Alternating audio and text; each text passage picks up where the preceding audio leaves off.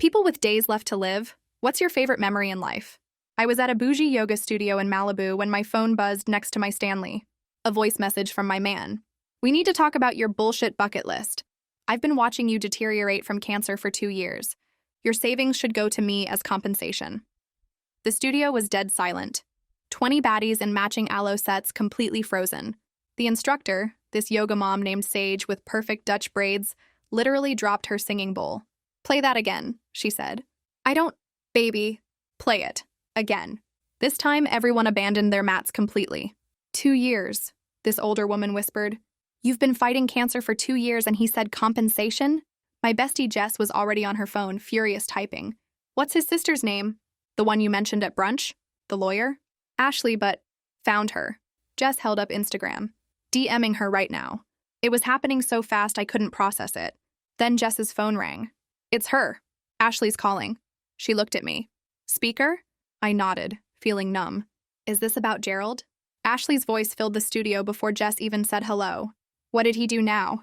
Please tell me this isn't about money again. Again! 6 girls exclaimed in unison. Ashley's silence said everything. She continued. Becca, his ex. He blackmailed her for money after she told him. Can I come to you? Where are you? Within an hour, Ashley was sitting on a yoga mat with us, brown folder in her lap. The class had refused to leave. He did a similar thing to Becca. He had private videos they made together, and after she broke up with him for cheating, he demanded $500 a month or he'd send them to her law firm. She paid for 6 months before she told me. By then, she'd already lost her job from the stress.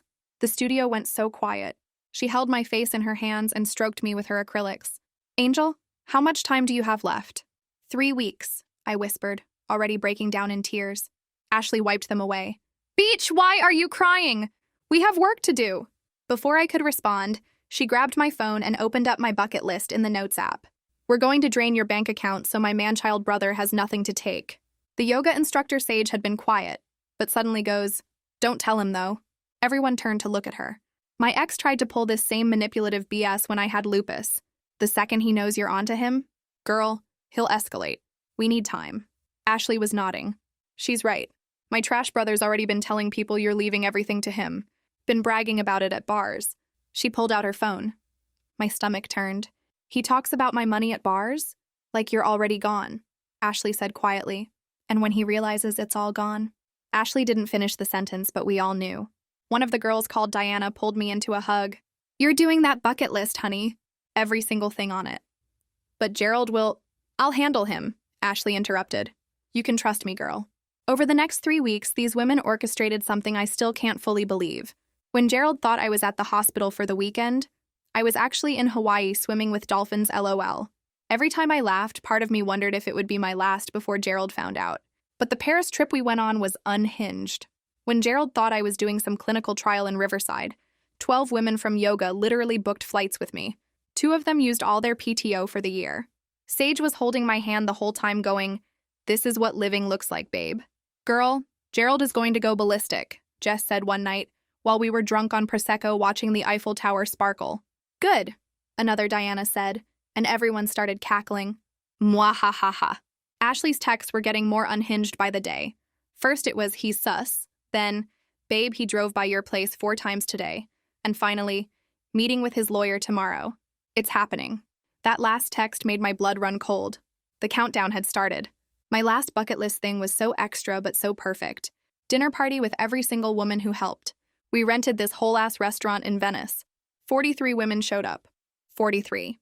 Ashley stood up with her martini and went, To my future sister-in-law, SIKE, that's never happening. Because my brother's trash and you're perfection. Diana went next, raising her champagne. And to Claire's new will. Filed, sealed, done. That man's getting nothing. Someone shouted, period, and everyone screamed. But even surrounded by all these women, I knew what was coming. Gerald always got his revenge. I got back to my apartment 3 days later. Gerald was sitting on the couch. I found the spare key under the mat, he said, as if he hadn't just broken into my home. I looked around and saw the entire living room had been arranged into an intervention, and he was surrounded by his friends and family. Sign these, he said, sliding a contract across the table. I know what you did. You're clearly having a mental breakdown. It's the cancer affecting your brain. Actually, I said, pulling out my own envelope, I have something for you to sign. But then something shifted in his expression. Instead of rage, his face went completely white. Then he said 5 words I'll never forget. 5 words that made me realize this was about so much more than money, and that my already short time on Earth might just be cut even shorter. Gerald's words came out quiet but clear in the silent room. I put a tracker on you. My hand started shaking so bad I almost dropped my purse. Hawaii, Paris, Venice, the restaurant with all 43 women, every single place I'd been while he thought I was at hospitals. He knew. The intervention crowd went completely still, and you could hear someone's phone buzz across the room. One of Gerald's friends, this guy in a polo shirt, looked at Gerald with his mouth open. Another friend shifted in her seat like she wanted to leave but didn't know how. I pulled out my phone right there and started going through my apps with shaking fingers. Gerald's mom made this noise like she was about to say something, but his dad put his hand on her arm. Ashley grabbed my wrist hard enough to hurt. "We need to leave right now," she whispered in my ear. Gerald stood up fast, his chair scraping loud against my floor. "Nobody's going anywhere until she signs." He moved toward the door and I could see he was serious about blocking it. The guy in the polo shirt stood up too. "Gerald, man, move away from the door." His name was Sterling, and I'd met him twice at barbecues. This is getting weird. Sterling looked at me and then back at Gerald. She clearly doesn't want to sign whatever that is. The tension in the room broke just enough. Ashley pulled me toward the door and Sterling stepped between us and Gerald. We pushed past while Gerald started yelling about how I was stealing from him, how I was crazy, how the cancer made me confused. His voice followed us down the stairs, and I could hear his friends asking him what he meant about a tracker. Ashley's car was parked 2 blocks away, and we ran the whole way. My chest hurt from running, but also from pure fear. In the car, Ashley locked the doors before she even started the engine. "Check your phone. Look for anything you didn't install." I went through my apps one by one while she drove. There was something called System Update Manager that I definitely never downloaded. When I clicked on it, the permissions made me feel sick. Location, messages, calls, photos, everything. Ashley grabbed her phone at a red light. "I know a detective who handles stalking cases, Maxwell Strickland. He's good." She called while driving and put it on speaker. The detective's voice was calm and professional. "Meet me at the station in 30 minutes. Don't go back to your apartment." At the police station, Detective Strickland looked younger than I expected, maybe 40 with gray starting at his temples. He took me into a small room with a table and 2 chairs. "Tell me everything, starting with when you first noticed unusual behavior." I explained about Gerald's voicemail at the yoga studio, the bucket list trips, finding him in my apartment tonight. The detective wrote everything down in a notebook. Installing tracking software without consent is illegal in California. Combined with the extortion attempt, we have grounds for serious charges. He asked if he could examine my phone, and I handed it over immediately. A tech person came in, a woman with glasses who barely looked at me while she worked. Detective Strickland explained they needed to extract the app as evidence and document everything it had access to. While they worked, I sat there thinking about how Gerald knew about the will change. Ashley leaned over. "He probably has your passwords, or cloned your SIM card somehow." Detective Strickland looked up from where he was watching the tech work. "We need to lock down everything immediately. New phone number, changed passwords, credit freezes on all your accounts." The tech specialist pulled up something on her screen. "This app has been accessing emails, bank accounts, social media, everything. He's been reading all of it." I felt like I might throw up right there in the police station. 3 months of my private messages, my medical records, my bank statements, all of it. The tech kept working, and Detective Strickland made a list of every account I needed to secure. It took almost 3 hours to finish at the station. By the time we left, it was almost midnight, and I was so tired I could barely stand. Sage called Ashley's phone. "Bring her to my place. Gerald has a key to her apartment." Ashley drove us to Sage's house in Manhattan Beach, this cute place with plants everywhere. Sage had made up her couch with blankets and pillows. "You're staying here as long as you need." Ashley hugged me before she left. "I'm going to start documenting everything Gerald has said to family about your money. Get some sleep." But I couldn't sleep. I lay on Sage's couch staring at the ceiling, thinking about how many weeks Gerald had been watching my every move, every text I sent, every place I went, every dollar I spent. He knew about the yoga studio women helping me. He knew about the bucket list trips. He knew everything. My phone rang at 7 in the morning and I grabbed it fast, worried it was Gerald somehow. But it was Detective Strickland. "The tracking app was installed 3 months ago, right after you told him about your diagnosis." His voice was gentle, but I could tell he was angry on my behalf. "The tech team found evidence he's been accessing your email and bank accounts through saved passwords. He's been monitoring your spending for months." I started crying and couldn't stop. Sage heard me from her bedroom and came out in pajamas. She didn't say anything, just sat next to me on the couch and held my hand while I cried. After I hung up with the detective, Sage made scrambled eggs and toast. I sat at her kitchen table and started the process of changing every single password I'd ever used. Email, bank accounts, credit cards, social media, everything. Jess showed up around 9 with a new phone still in the box. Already set up with a new number. Only people you trust get it. She sat down at the table with her laptop. Let's make a list of everyone who needs the new number.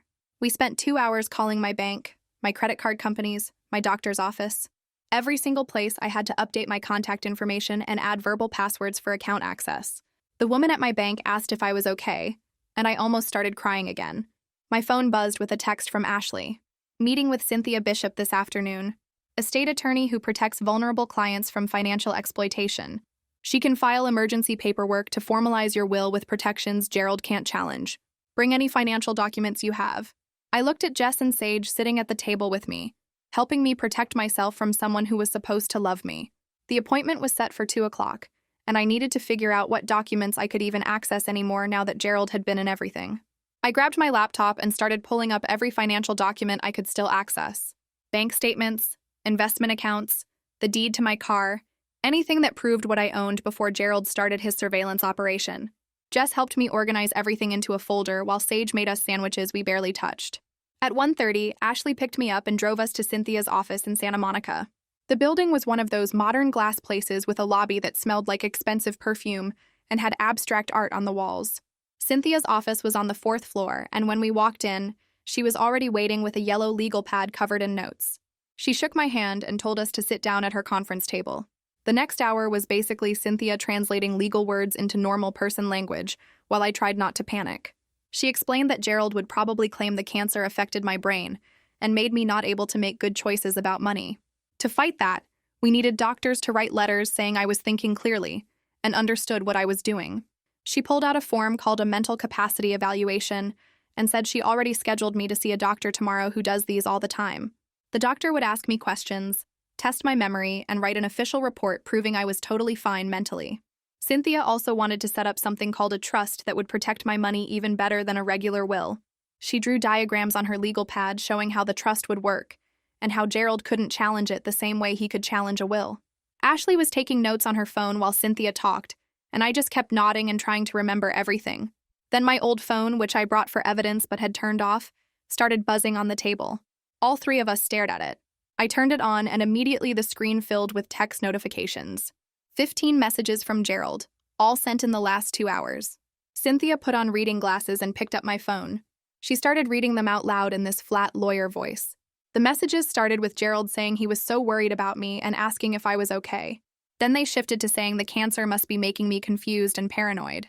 By the last few messages, he was saying his lawyer told him I wasn't capable of making financial decisions right now, and that he needed to protect me from people taking advantage of my condition. Cynthia took photos of every single message with her own phone, zooming in to capture the timestamps and full text. She added them to a folder on her computer labeled with my name and the date. She said these messages were perfect evidence of Gerald trying to manipulate the situation and undermine my mental capacity. After we finished at Cynthia's office around 4, Ashley drove me back to Sage's house.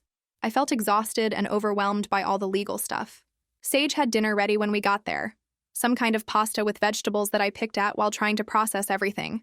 Around 7 that evening, someone knocked loudly on Sage's front door. Sage looked through the peephole and her face went weird. She opened the door to 2 police officers in uniform standing on her porch. They asked for me by name and said they needed to do a wellness check because someone reported I might be suicidal and not thinking clearly. I felt my face get hot with embarrassment and anger. I was standing there in borrowed pajama pants and one of Sage's yoga studio t-shirts, and I had to prove to these cops that I wasn't crazy or trying to hurt myself. The officers were actually really nice about it. They asked me some basic questions like, did I know what day it was? Did I feel safe? Was anyone forcing me to do anything I didn't want to do? I explained about Gerald and the tracking and the legal stuff, and one of the officers wrote everything down in a little notebook. But then Sage mentioned Detective Strickland's name and gave them his number. The officer called him right there on Sage's porch, and I could hear Detective Strickland's voice through the phone speaker explaining the whole situation. The officers apologized to me before they left and said they had to respond to wellness check requests, but they could see I was fine. After they drove away, I sat on Sage's couch and just shook. Gerald had figured out how to use official systems against me, making cops show up at my door to humiliate me and make me look unstable. The next morning, Jess showed up at Sage's house with her laptop and a huge coffee for me. Ashley arrived 10 minutes later with a stack of papers. They sat at the kitchen table and started making phone calls to all the yoga studio women. Jess had created a Google Doc where women could write statements about what they saw and heard that day at the studio when Gerald's voicemail played. Ashley was calling people directly and explaining what we needed. By noon, 43 women had either written statements in the Google Doc or emailed detailed accounts directly to Ashley. The statements all said basically the same thing. They described hearing Gerald's voice on the voicemail demanding compensation for my cancer. They described how I seemed completely normal and clear-headed during class. They wrote about how I participated in conversations and made decisions about the bucket list trips. Several women included specific examples of times I showed good judgment and rational thinking. Cynthia called around 1 and Ashley read her some of the statements over speakerphone. Cynthia said this kind of community support was incredibly powerful evidence. Having 43 people willing to testify that I appeared totally competent would make it almost impossible for Gerald to claim I was confused or impaired. She said she'd compile all the statements into an official document for court. That afternoon, I had an appointment with Ellen Hart at her office near the hospital. Detective Strickland had recommended her because she specialized in helping patients who were dealing with family harassment. Ellen's office was small but comfortable, with soft chairs and photos of gardens on the walls. She sat across from me and asked me to tell her everything that was happening. I explained about Gerald, the tracking, the wellness check, all of it. Ellen listened without interrupting and took notes on a tablet. When I finished, she explained that she worked with a lot of patients whose family members became predatory when they got sick. She said there were options for secure end-of-life care that included visitor restrictions and safety rules. She described a hospice facility that had experience with patients facing harassment. They could control who was allowed to visit through an approved list. They had security protocols and could call police if someone tried to force their way in. At first, I hated the idea because it felt like letting Gerald win, like hiding from him. But Ellen pointed out that being safe would let me actually live my last weeks instead of constantly looking over my shoulder and dealing with his manipulation. She said I deserved to spend my remaining time in peace, not in fear. I told her I'd think about it. My phone rang while I was driving back to Sage's place. It was Ashley calling. She said Sterling had just called her phone asking to talk to me. I told her to call him back on speaker so I could hear. Ashley pulled over and called Sterling. His voice sounded uncomfortable and guilty when he answered. He said he needed to tell someone that Gerald's behavior at the intervention really bothered him. Sterling admitted he'd seen Gerald act manipulative before with other girlfriends, but never realized how far it went. Then Sterling said something that made my stomach drop. He said that after the intervention, when everyone was leaving my apartment, Gerald had said something about finishing what he started with my money. Sterling said it was the way Gerald said it, so casual and cold, that made him realize this wasn't about concern for me at all. Ashley told Sterling she was going to meet him in person and asked where he was. He gave her the name of a coffee shop in Manhattan Beach. I went back to Sage's house and waited. Ashley texted me updates every 20 minutes. She was meeting with Sterling. He was showing her something on his phone. She was taking screenshots. 2 hours later, Ashley walked into Sage's house with her phone in her hand, and this look on her face like she'd seen something horrible. She sat down next to me and pulled up screenshots Sterling had sent her. They were from a group chat with Gerald and some of his friends. The messages showed Gerald bragging about getting compensation for dealing with his cancer girlfriend for 2 years. He wrote about how my money would solve everything and mentioned specific amounts he thought I had saved. Other messages talked about his gambling debts and how much he owed various people. Sterling had screenshot dozens of messages going back months. Ashley immediately forwarded everything to Cynthia, who called back within 5 minutes. She said this was major evidence showing Gerald's financial motivation and his planning. It proved he'd been targeting my money long before the intervention. My phone rang and Detective Strickland's name showed up. I answered and he told me they'd recovered the physical tracker from my car. It was a small magnetic device stuck under the wheel well, the kind you can buy online for like $50. He said the tech team was analyzing it to see how long it had been there and what data it collected. He was also applying for warrants to access Gerald's phone records and computer to document how much he'd been stalking me. The detective explained this was now a serious case with possible felony charges depending on what the digital investigation found. He said I should expect things to move quickly now that they had physical evidence. The next morning, Cynthia called to say she was filing for a temporary restraining order against Gerald. She had enough evidence with the tracker, the harassing messages, and Gerald's attempt to manipulate the wellness check system. The hearing was scheduled for 3 days from now. Cynthia said I'd need to testify about Gerald's behavior, which meant I'd have to face him in court. She started preparing me for what questions the judge would ask and what Gerald's lawyer might try to argue. That same day, I started getting text messages from people I barely knew. They were mutual friends of mine and Gerald's, people I hadn't talked to in months. Each message had the same pattern. It would start with them saying Gerald asked them to reach out because he was worried about me. Then it would say he just wanted to talk things out like adults. By the end of each message, the tone would shift to suggesting I was overreacting or turning people against him unfairly. I screenshot every single message and sent them to Detective Strickland. He texted back immediately telling me not to respond to any of them. He said each attempt to contact me through other people were a violation we could document. The more Gerald tried to reach me, the stronger our case became for the restraining order. That night at Sage's place, I woke up around 2 a.m. with pain so bad I couldn't breathe. My chest felt like someone was sitting on it and every breath was like swallowing glass. Sage heard me gasping and rushed in, took one look at my face and called 911 without even asking. The ambulance ride was a blur of oxygen masks and paramedics asking questions I could barely answer. At the ER, Sage pulled the triage nurse aside and explained everything about Gerald, the stalking, the tracker, all of it. Within minutes, the hospital staff put a strict no-visitor policy on my chart with only approved names allowed in. I was in a curtained bay getting IV fluids and pain meds when I heard shouting from the nurse's station. Gerald's voice carried through the whole ER, loud and insistent, saying he was my fiancé and demanding to see me. A security guard appeared at my curtain and asked if I wanted to see someone named Gerald. I shook my head so hard the IV tugged. 2 more security guards showed up and I could hear them telling Gerald he needed to leave. His voice got louder, something about his rights and how they couldn't keep him from his sick girlfriend.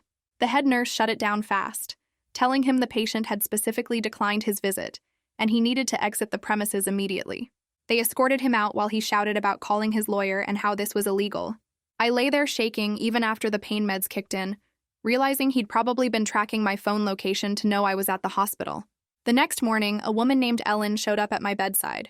She was a hospice social worker Detective Strickland had recommended, someone who dealt with patients facing harassment. Ellen had kind eyes, but she was all business as she explained my options. There were palliative care facilities that specialized in secure admissions, places that could control visitor access through formal lists, and had actual security protocols for patients dealing with harassment. We spent an hour going through paperwork and making calls from my hospital bed. The facility Ellen recommended had experience with domestic violence situations and legal complications. They could handle restricted visitor lists, security alerts, and coordination with law enforcement. It felt completely surreal to be planning my final care around needing protection from someone who claimed to love me. Ellen kept saying this was about ensuring I could actually rest and focus on comfort, instead of constantly looking over my shoulder. By afternoon, the transfer was arranged for 2 days later once I was stable enough to move. Detective Strickland showed up around 3 p.m. with a camera and recording equipment. He set everything up at the foot of my hospital bed and explained what we were doing. Given my prognosis, this video affidavit could be used in court proceedings, even if I wasn't able to appear in person later. The DA wanted my testimony recorded while I still had the energy and clarity to provide detailed statements. For the next hour, I sat propped up on pillows describing everything. Gerald's voicemail at the yoga studio, the tracker under my car, the cloned passwords and email access, his pattern with Becca, the intervention at my apartment, his escalating contact attempts through friends, the wellness check he called in, his attempt to force his way into the ER. Detective Strickland asked specific questions about dates, times, exact words Gerald used. He had me describe how each incident made me feel and what I feared Gerald might do as time ran out. The detective was professional but supportive, giving me breaks when I got too tired or emotional. When we finished, he played back parts of the recording. Watching myself on that screen was weird and clarifying at the same time. I could see the fear in my own eyes as I described the tracking device. I could hear my voice shake when I talked about Gerald breaking into my apartment. Seeing my own testimony played back made me realize how much actual danger I'd been in, how much I'd been minimizing it to myself. Detective Strickland said the DA was reviewing everything for possible charges including stalking, extortion, and computer crimes related to accessing my accounts without permission. The case was strong enough that they were seriously considering moving forward, even if I became too ill to participate in proceedings. He said the video affidavit, combined with the physical evidence and witness statements, built a solid case. The next day, Ashley visited during afternoon hours looking uncomfortable. She sat in the chair next to my bed and told me Gerald's parents had reached out through her. They wanted to offer a settlement where they'd pay for all my remaining medical costs if I agreed not to pursue criminal charges and signed something legally stating Gerald would get nothing from my estate. I was so tired of fighting that part of me just wanted to accept and be done with it. The idea of not having to worry about legal proceedings while I was dying sounded almost peaceful. Ashley could see me considering it and quickly called Cynthia on speaker. Cynthia's response was immediate and firm. Accepting that settlement would leave Gerald completely free to harass me and potentially target other vulnerable people in the future. It would send a message that his behavior had no real consequences as long as his family could write a check. Cynthia reminded me about Becca, about how Gerald had done this before and would absolutely do it again if he faced no accountability. The settlement was designed to protect Gerald, not me. I thought about some future woman in my position, some future Becca, dealing with Gerald's manipulation. I told Ashley to tell his parents no. Instead of settling, Cynthia coordinated with Detective Strickland to centralize all evidence with the DA's office and my legal team. Over the next several hours, they worked together to prepare comprehensive documentation, showing Gerald's clear pattern of exploitation. Everything from Becca's case to mine was organized and cross-referenced. The goal wasn't to make it public or risk retaliation, just to preserve and protect the evidence. Cynthia explained we were building an ironclad case that would stand up regardless of what happened to me health-wise. It was about preservation and protection, though I'd be lying if I said I didn't want Gerald to face real consequences for what he'd done. 2 days before the restraining order hearing, Cynthia called me at the palliative care facility where I'd been transferred. Gerald had filed emergency conservatorship paperwork with the court. The legal motion claimed I lacked capacity to manage my own affairs due to cancer affecting my brain function. It was filled with lies about me being confused, making irrational decisions, and needing protection from people who were taking advantage of me. Cynthia was furious, calling it exactly what it was, a manipulative attempt to gain legal control of my assets before I died. If the conservatorship went through, Gerald could potentially override my will, access my accounts, and make medical decisions for me. I felt panic rising in my chest at the thought of losing control over my own final days. Cynthia worked overnight to prepare our response. She got letters from my oncologist, the ER doctor who'd treated me and Ellen, all confirming my mental capacity and competence. Each letter detailed recent interactions where I demonstrated clear thinking, made informed decisions, and showed full understanding of my situation. Cynthia arranged for me to appear via video at the hearing since I was too weak to travel to court. The next morning was a blur of preparation. Cynthia came to the facility early to practice what I'd say and how to answer likely questions. We went over specific examples that would demonstrate my competence, dates, and details I could reference to prove I was fully aware and capable. I tried not to panic about Gerald potentially gaining legal control over my final days, but the fear kept creeping in. While all this was happening, social media became another battlefield. Someone from Gerald's side started posting vague things about gold diggers who manipulate dying people and families fighting for their loved ones. The posts never mentioned names, but it was obviously about me. I made all my accounts private, but the damage was done. People were already sharing and commenting. Sage helped me report the post to the platforms, but the stress of being talked about publicly while I was this vulnerable made everything worse. I felt exposed in a whole new way, like my private nightmare was twisted into some public drama. Ashley took over all social media monitoring so I wouldn't have to see the lies being spread. The restraining order hearing happened via video link from a small conference room at the palliative care facility. A nurse set up the laptop and stayed nearby in case I needed anything. I was weak, but I'd made sure to be clear-headed, skipping my afternoon pain meds so I could think straight. On the screen, I could see the judge, Gerald's lawyer, Cynthia, and Detective Strickland. Gerald wasn't visible, but I knew he was there somewhere in that courtroom. I testified about finding the tracker under my car, about the spyware on my phone, about Gerald's surveillance of my movements for months. The judge asked pointed questions about my mental capacity, and I was able to answer everything coherently. I referenced specific dates when Gerald had driven by my apartment. I described exact details of the intervention he'd staged. I explained the timeline of his escalating behavior with precise clarity. The judge seemed satisfied that I was fully aware of my situation and capable of making my own decisions about safety and legal matters. Gerald's lawyer stood up on the video screen and started talking about how I was confused and paranoid from the cancer medications. He said the tracker was probably something I imagined or misunderstood, that Gerald was just a concerned boyfriend trying to help. Detective Strickland cut him off by holding up a clear evidence bag with the actual magnetic tracker inside. The detective explained in this calm, professional voice exactly where it was found under my car, when it was installed based on the device logs and how the spyware on my phone matched Gerald's computer access patterns. Gerald's lawyer got quieter with each piece of evidence Strickland presented. The judge asked Gerald directly if he installed tracking software on my phone without permission. Gerald tried to say he was just worried about my safety, but the judge shut that down immediately. She granted an extended temporary restraining order requiring Gerald to stay at least 500 feet away from me, my apartment, and the palliative care facility. Service was ordered right away with strict no-contact rules, meaning Gerald couldn't call, text, email, or try to reach me through other people. The nurse helping with the video link gave me a thumbs up as the hearing ended. I felt this huge wave of relief wash over me, like I could finally breathe properly for the first time in weeks. Cynthia stayed on the video call after everyone else disconnected. She told me not to celebrate too much because Gerald would probably try to get revenge in ways that didn't technically break the restraining order.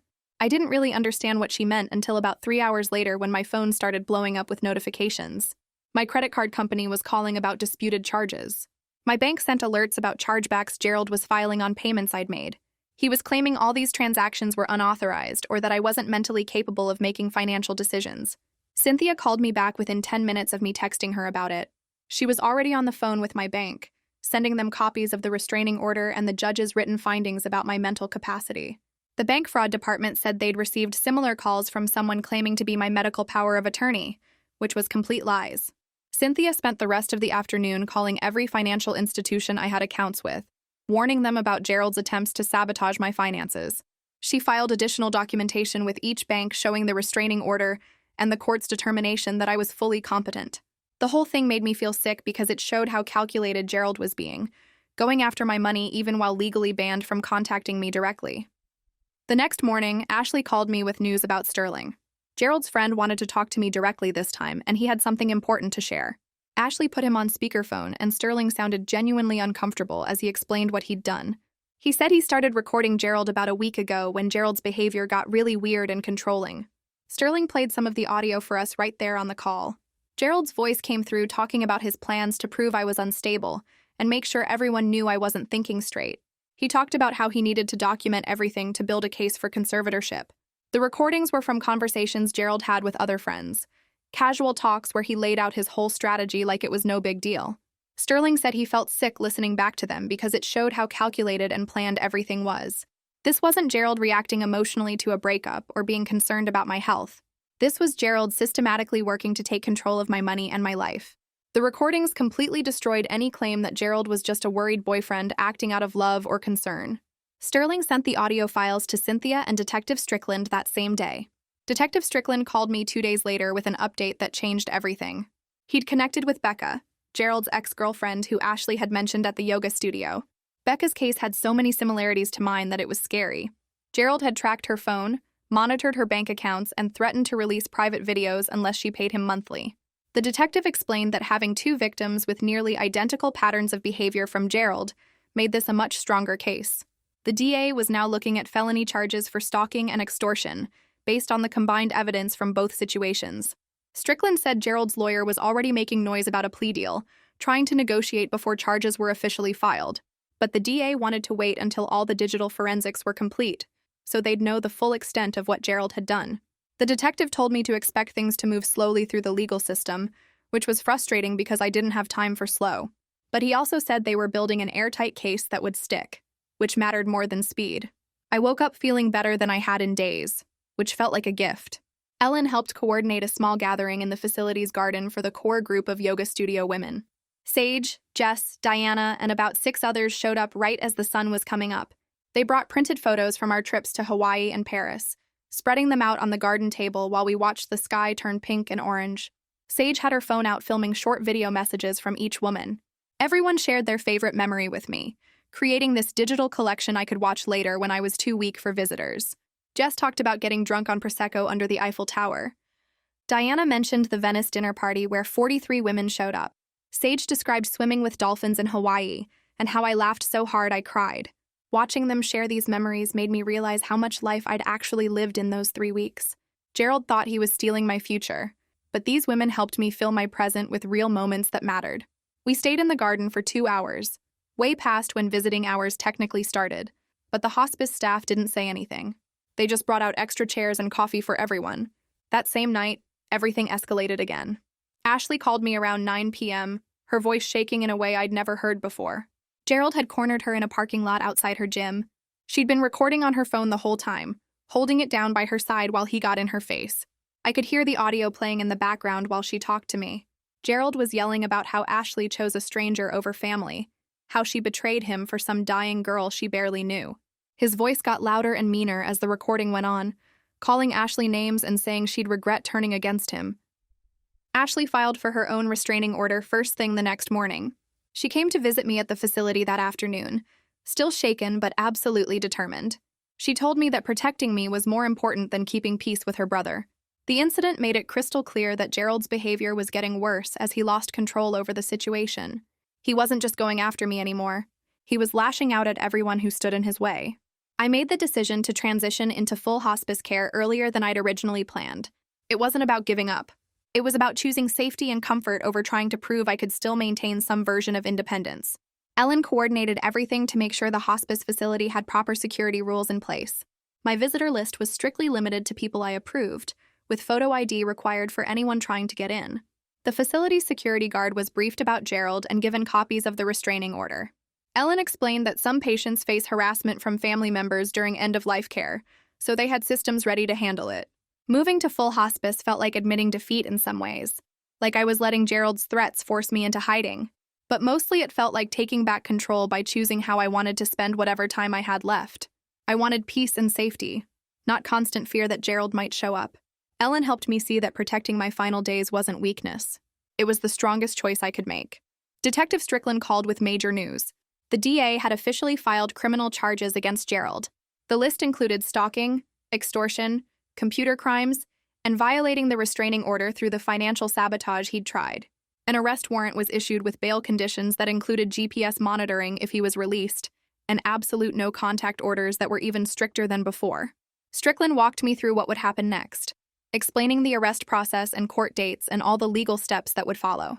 I was surprised by how much relief I felt knowing the legal system was finally taking this seriously. For weeks, it felt like Gerald was getting away with everything, like his manipulation and threats didn't count as real crimes. Now there were actual charges and consequences. The detective said Gerald's lawyer would probably try to negotiate, but the DA was pushing hard because of the pattern they'd established with Becca's case. Having two victims made it impossible for Gerald to claim this was just a misunderstanding or a relationship gone bad. Gerald's lawyer tried to arrange a surrender to avoid a public arrest at work or home. They scheduled a time for Gerald to turn himself in voluntarily, but Gerald never showed up. His lawyer called the police station 3 times trying to find him, admitting he had no idea where his client was. For 6 hours, nobody knew where Gerald was located. Security at the hospice facility went on high alert. The guards started doing rounds every 30 minutes instead of every 2 hours. Ellen moved me to a different room that wasn't visible from the parking lot or main entrance. I spent those 6 hours absolutely terrified that Gerald was going to show up and try something desperate before the police caught him. Every sound in the hallway made me jump. Every time someone walked past my door, I thought it might be him.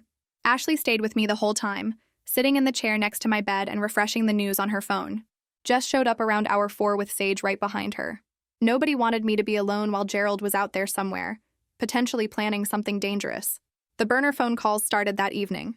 My new phone number, the one only trusted people had, started getting calls from numbers I didn't recognize. I didn't answer the first few, but then they started leaving voicemails. Gerald's voice on every single message, each one more unhinged than the last. The first message was apologetic, saying he was sorry and just wanted to talk. The second was angry, accusing me of ruining his life. The third was threatening, warning me that I'd regret what I'd done. The fourth went back to apologetic again. Detective Strickland told me to save everything and not respond to any of it. The DA added new charges for each violation, stacking up the legal consequences while they tracked Gerald's location. The messages kept coming over the next few hours, showing how unstable Gerald had become as everything closed in on him. Strickland assured me they were actively tracking the burner phones and would find him soon. But knowing Gerald was out there somewhere, obsessing over me and making increasingly wild threats, made it impossible to feel safe even with security outside my door. The next morning, Detective Strickland called with an update. The police found Gerald at his office building around noon. 2 officers walked in during his lunch break and arrested him quietly in the parking garage. No drama, no scene, just handcuffs and a ride to the station. I watched the whole thing happen through security footage the detective sent to my phone.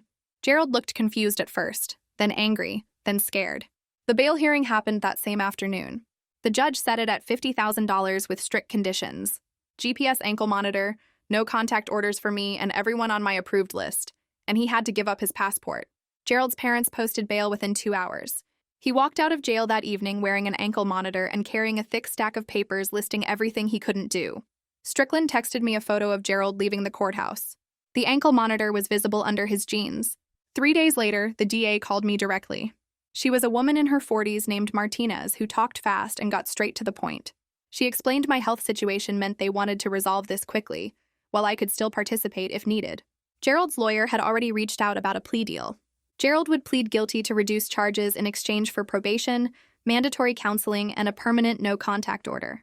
Martinez walked me through the pros and cons over the phone. A trial could take 6 months, maybe longer. I didn't have 6 months.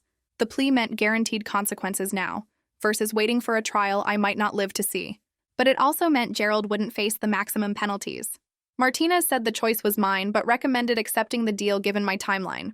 I told her I needed time to think about it. That night, I barely slept. Part of me wanted Gerald to face everything, to go through a full trial and get the harshest sentence possible. But I was so tired. Every day felt harder than the last. My body was shutting down slowly, and I could feel it happening. Did I really want to spend my final weeks preparing for a trial, giving depositions, reliving everything Gerald did? Cynthia came to visit the next morning. She sat in the chair next to my bed and we talked through what mattered most. Not revenge, not seeing Gerald destroyed. What mattered was safety, making sure he couldn't hurt me or anyone else, protecting my final wishes, having closure before I ran out of time. Cynthia pulled out her legal pad and made a list. If I accepted the plea, Gerald would have a criminal record. He'd be on probation for 3 years with mandatory counseling. The no-contact order would be permanent and enforceable, and I could add conditions. Cynthia suggested requiring Gerald to pay restitution for my legal fees and the security costs at the hospice facility. Make him pay for what he put me through. Literally. I agreed to the plea deal that afternoon with the restitution requirement added. Martinez called back within an hour saying Gerald's lawyer accepted the terms. While the plea was finalized over the next few days, Cynthia and I worked on my final documents. We met in my hospice room with her laptop and a portable printer she brought. I wrote letters of instruction for after I was gone, detailed explanations of what should happen with my accounts, my belongings, my final wishes. Cynthia helped me fund the trust completely, transferring everything into it so there would be no probate issues. We went through every bank account, every investment, every asset. Each one got a clear beneficiary designation. The yoga studio women would each get a small amount. Larger portions went to cancer support organizations and domestic violence charities. Gerald's name appeared exactly once in all the documents, in a section explicitly excluding him from any inheritance. Cynthia wrote a paragraph explaining why, referencing the criminal charges and his exploitation. Everything was witnessed by 2 hospice staff members and notarized. It took 3 days to complete all the paperwork, but when we finished, I felt something shift. Not peace exactly, but certainty. My wishes would be honored no matter what Gerald tried. Meanwhile, Gerald's lawyer was still pushing the emergency conservatorship petition, even with the criminal charges pending. The court scheduled a hearing for the following week. Cynthia prepared our response with letters from my oncologist, the ER doctor who treated me and Ellen. All 3 confirmed I was mentally competent and capable of making my own decisions. The hearing happened over video link from my hospice room. I was weak but clear-headed. The judge, an older woman named Chen, reviewed everything. The medical evidence, the testimony from my doctors, the recordings from previous hearings where I'd testified. She asked me direct questions about my understanding of my finances, my health situation, and my legal decisions. I answered each one clearly, giving specific details and dates. Judge Chen took less than 10 minutes to issue her ruling. Petition denied. She wrote a detailed order criticizing Gerald's misuse of the court system and noting that his actions appeared designed to gain control of assets rather than protect my well-being. The order got added to Cynthia's evidence file. That same week, Sterling filed a formal witness statement with the DA. Ashley called to tell me about it. Sterling had provided screenshots, recordings, and detailed accounts of Gerald's behavior and statements. It cost him friendships. Gerald's friends stopped talking to him. His family got involved and there was drama. But Sterling told Ashley he couldn't stay quiet. His testimony was powerful because it came from inside Gerald's own circle, someone who had nothing to gain and everything to lose by coming forward. The DA added Sterling's statement to the case file. 2 weeks after the arrest, Gerald entered his guilty plea in court. I watched via video link again. Gerald stood in front of Judge Chen and admitted to misdemeanor stalking and attempted extortion. His voice was quiet. He didn't look at the camera. The judge sentenced him right there. 3 years probation, mandatory counseling for abusive behavior, 200 hours of community service, $15,000 in restitution to cover my legal fees and security costs. Permanent no-contact order. And he had to register information due to the stalking conviction. It wasn't the dramatic justice I might have wanted. No jail time, no felony conviction. But it was real accountability. Gerald would have a criminal record. He'd be monitored for 3 years. He'd have to pay me back. And he could never contact me again. After the sentencing, Ellen came to check on me. We sat in the hospice garden with Sage and Jess. I told them I kept waiting to feel vindicated, like in a movie where the bad guy gets destroyed and everyone cheers. But real justice felt messier, less satisfying. Gerald's life wasn't ruined. He'd move on eventually. What mattered was that I was safe now. My wishes were protected. And Gerald faced consequences that might stop him from doing this to someone else. Ellen said that was enough. I didn't need Gerald's life to fall apart to validate my experience. I just needed to be safe and heard. The yoga studio women organized a small celebration dinner at the hospice facility the following week. Not a big event with speeches and toasts, just warm food and quiet conversation. 43 women couldn't all fit in my room, so they came in shifts throughout the evening. Sage brought flowers from her garden, these beautiful purple ones that smelled amazing. Jess made a photo album from our trips to Hawaii and Paris. Every page had pictures of us laughing and living. Ashley stayed late after everyone else left. She thanked me quietly for giving her courage to stand up to Gerald. She said watching me fight back while dying made her realize she'd been making excuses for him her whole life. After that night, I worked with Ellen to complete my transition to full hospice care. We set up a visiting rotation so I'd never be alone, but also never overwhelmed. Morning visitors, afternoon visitors, evening visitors, everyone on a schedule. The security protocols stayed in place even though Gerald was legally bound to stay away. Better safe than sorry. My room filled up with evidence of being loved. Photos from the bucket list trips covering one whole wall. Cards from all 43 yoga studio women arranged on shelves. Flowers from Sage's garden in vases by the window. Everything creating a space that felt safe and protected and mine. Over the next few days, Jess and Ashley helped me sort through everything in my hospice room. We started with my phone, going through thousands of photos from the past 2 years. Jess created folders on her laptop while I told her which pictures mattered most. The dolphin swim in Hawaii got its own album. The Eiffel Tower photos with all 12 women went into another. Ashley found screenshots of Gerald's threatening texts and moved those into a separate evidence folder that Cynthia could access. We spent hours organizing everything into collections that would make sense to people after I was gone. I wrote short notes for each album, just a few sentences explaining what the moment meant. For the Paris photos, I wrote about how those women used their vacation time to help a dying stranger live.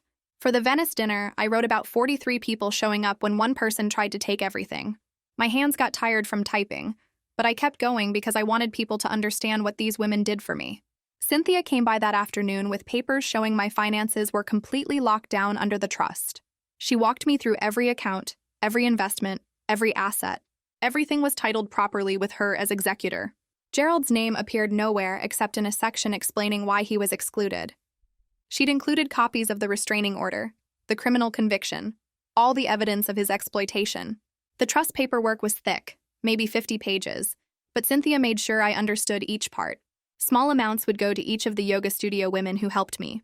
Larger portions were designated for cancer patient support organizations and domestic violence survivor groups. Gerald would get nothing, and the documentation made it impossible for him to challenge anything. Cynthia had me sign each page while Ashley and Jess witnessed. My signature got shakier as we went through the stack, but I finished every page. The next morning, I set up my phone on a little tripod Ellen brought me and started recording video messages. I did Jess first because she was easiest. I thanked her for immediately taking action when Gerald's voicemail played, for DMing Ashley without hesitation, for organizing the Hawaii trip when I was too weak to plan anything. I recorded it 3 times before I got through without crying. Ashley's message took even longer. I thanked her for choosing what was right over family loyalty, for bringing that brown folder to the yoga studio, for standing up to her own brother. I told her the family members who cut her off were wrong and that her courage saved my life. Sage's video focused on how she provided sanctuary when I had nowhere safe to go, how she opened her home without questions, how she held my hand in Paris and told me what living looked like. Sterling's message was shorter, but I made sure to thank him for speaking truth when it cost him friendships. Each video was personal and specific, highlighting exactly how that person showed up for me. I scheduled them all to be delivered automatically after I died, with instructions for Jess to make sure everyone actually received them. Ashley visited alone the next afternoon, and we sat in my hospice room talking about the family situation. Some of Gerald's relatives stopped speaking to her after the court case. His parents blamed her for testifying against their son. Cousins and aunts took sides, and most of them chose Gerald. Ashley said it hurt, but she was at peace with her choices. She'd rather lose people who defended exploitation than stay quiet about abuse. We talked about moments during the legal battle where we might have hurt each other. Times when I snapped at her because I was scared. Times when she pushed me to do things I wasn't ready for. We said we were sorry for those moments and forgave each other for being imperfect while handling an impossible situation. Before she left, Ashley promised she'd make sure my final wishes were honored no matter what pressure the family applied. She said she'd fight Gerald in court for the next 10 years if she had to, but my trust was going to be executed exactly as written. My phone buzzed the next morning with a text from Detective Strickland. The case was officially closed. All no-contact orders were in effect and being monitored. Gerald's GPS ankle monitor showed he was staying far away from the hospice facility and everyone on the no-contact list. The detective added a personal note at the end. He said he'd seen a lot of exploitation cases in his career, but my courage in fighting back while facing terminal illness inspired his whole unit. He said they were using my case as a training example for recognizing and responding to elder abuse and exploitation of vulnerable adults. I read that message 3 times and started crying because it felt like validation that standing up for myself actually mattered, that everything I went through served a purpose beyond just protecting my own money. I had a surprisingly good day later that week. The pain was manageable, and I had enough energy to sit in the hospice garden for a few hours. Several of the yoga studio women came to visit, and we sat in the sunshine together. Nobody talked about Gerald or the legal battle. Instead, we shared funny stories from the Paris trip, like when Diana got lost trying to find a bathroom and ended up in a hotel kitchen. We talked about how the yoga studio women would stay connected after I was gone. They were planning monthly meetups and a group chat to share updates. Jess suggested they do an annual Paris trip in my memory, and everyone got excited about that idea. There was actual laughter and warmth, and for a few hours I felt like a regular person, instead of a dying victim. The sunshine felt good on my face, and the company felt even better. Ellen stopped by that evening to finalize my advance directives and comfort care preferences. We went through every medical scenario, and I specified exactly what I wanted. No extreme measures, focus on comfort, specific pain management protocols. Ellen made sure everything was clearly documented and legally binding. Then we set up a system where only people on my approved visitor list could get information about my condition. The hospice staff would give no updates to anyone not on the list, which meant Gerald and his family couldn't use medical information to find ways around the no-contact order. Ellen said everything was designed to protect my peace during my final days. The paperwork took an hour, but I felt better knowing my medical wishes were crystal clear. Cynthia came by the next afternoon with final paperwork showing the trust was complete. She brought a leather folder with copies of everything for my records. Every asset was properly titled in the trust. Every beneficiary designation was updated. Comprehensive instructions were in place for the executor. She showed me the specific language preventing any challenge from Gerald and outlining all the evidence of his exploitation. The trust would distribute small amounts to each of the 43 yoga studio women, anywhere from $500 to $2,000 depending on how much they'd spent helping me. Larger portions were going to cancer patient support organizations and domestic violence survivor groups. Cynthia had researched specific charities that aligned with what I'd been through. The distributions were structured to happen quickly after my death, so Gerald couldn't delay anything through legal challenges. I signed the final pages, and Cynthia put everything in the folder for safekeeping. That evening, I spent time alone looking through all the photos and videos from the past 3 weeks. The bucket list adventures, the legal battles, the moments of connection with my chosen family. I scrolled through Hawaii pictures showing me in the water with dolphins, grinning like an idiot. Paris photos of 12 women holding champagne glasses in front of the Eiffel Tower. The Venice dinner with 43 women packed into one restaurant. Pictures from court hearings and lawyer meetings mixed in with travel photos. What could have been the worst weeks of my life became something more complicated because of the people who refused to let me face it alone. I was still mad about Gerald's betrayal and scared about what was coming, but I was also genuinely thankful for the love I found. The yoga studio women organized one final visit the following day. All 43 of them came to the hospice facility in small groups throughout the day because they couldn't all fit in my room at once. Each person brought something meaningful: letters, photos, small gifts. One woman brought a bracelet she made with beads representing each of our trips. Another brought a framed photo of all of us at the Venice dinner. Diana brought a book where everyone had written their favorite memory of me. The visits lasted from morning until evening, with groups rotating through every hour. Some women stayed just a few minutes, others sat for half an hour. Every goodbye was brief but real. By evening, I was completely exhausted, But my room was filled with flowers, cards, and actual proof that my life mattered to people beyond what I could give them financially. The gifts covered every surface, and the flowers made the whole room smell amazing. Ashley and Jess stayed late into the night after everyone else left. We didn't talk about cancer or Gerald at all. Instead, we remembered funny moments from our friendship, like the time Jess got food poisoning at my birthday dinner and blamed it on my cooking for months. We made inappropriate jokes about the hospice food and how the Jell-O was somehow both too firm and too liquidy. We planned hypothetical adventures we'd never take, like backpacking through Thailand or learning to surf in Australia. It was exactly what I needed, to be treated like a person with a present, instead of just a tragic ending. They both promised to look out for each other after I was gone, to stay friends even though I was the connection that brought them together. Jess said she'd make sure Ashley didn't work too hard, and Ashley said she'd make sure Jess actually dealt with her emotions instead of just staying busy. We talked until I couldn't keep my eyes open anymore, and they finally left around midnight. My phone lit up on the bedside table around 1 in the morning. A text from Detective Strickland. I grabbed it and read through his message about Gerald staying compliant with all the probation stuff. The GPS tracking showed Gerald was keeping far away from the hospice facility and everyone on the no-contact list. The detective added something that made me pause. He said my case was used as a training example for his whole department now. They were teaching other cops how to spot when someone was trying to exploit a vulnerable person. Reading that made something shift in my chest. All the fear and stress and legal battles had actually done something good beyond just protecting me. Other people might be safer because I fought back instead of just accepting Gerald's manipulation. I set the phone down and stared at the ceiling for a while. The room was quiet except for the soft beeping of monitors down the hall. Flowers from the yoga studio women covered every surface, and their cards were taped to the wall where I could see them. Physical proof that people cared about me as an actual person, and not just a bank account. Around 2 in the morning, Ellen came in for her evening rounds. She moved quietly, but I was still awake. She checked my vitals and adjusted my pillows without saying much at first. Then she pulled up the chair next to my bed and just looked at me for a second. She told me I seemed peaceful for the first time in weeks. We started talking about how different everything felt now that the legal protections were in place and Gerald was monitored. I could actually be present in my final days instead of constantly looking over my shoulder or worrying about what he might do next. Ellen shared that she'd seen too many patients lose their last weeks to family drama and people fighting over money. She said my willingness to stand up for myself protected more than just my bank accounts. It protected my dignity and my peace. That hit me hard because I'd spent so much time thinking about the money and the legal stuff. But Ellen was right. The real thing I'd fought for was the ability to die on my own terms without being controlled or manipulated. We talked until around 3, and then Ellen had to finish her rounds. She squeezed my hand before leaving and told me to try to get some rest. After she left, I lay there in the dark, feeling genuinely safe for the first time since that day at the yoga studio when Gerald's voicemail went off next to my water bottle. The no-contact order was working. My will was locked down. Gerald couldn't touch me or my money or my final wishes. I thought about everyone who'd shown up for me. The 43 yoga studio women who became my army. Ashley, who chose me over her own brother.